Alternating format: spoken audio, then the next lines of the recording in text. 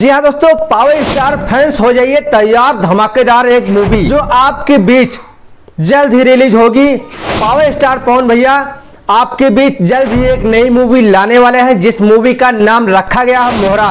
जी हाँ दोस्तों, साइड के स्क्रीन पर आप देख पा रहे हैं कि पावर स्टार पवन भैया और प्रोड्यूसर साहब साथ में खड़े होकर पोस्टर दिखा रहे हैं कि हाँ, मोहरा मूवी का शिलान्यास जल्द ही होने वाला है, शूटिंग भी जल्द से जल्द होने वाली है। जैसे भी हमको अपडेट मिलता है इसके बारे में हम वीडियो अपलोड करते रहेंगे। चैनल को सब्सक्राइब कर लीजिएगा।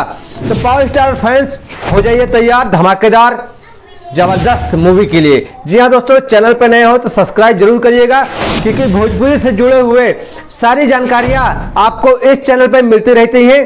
अधिकतर मैं प्रमोद प्रेमी भैया से जुड़े हुए जानकारी आपके बीच लाता हूं।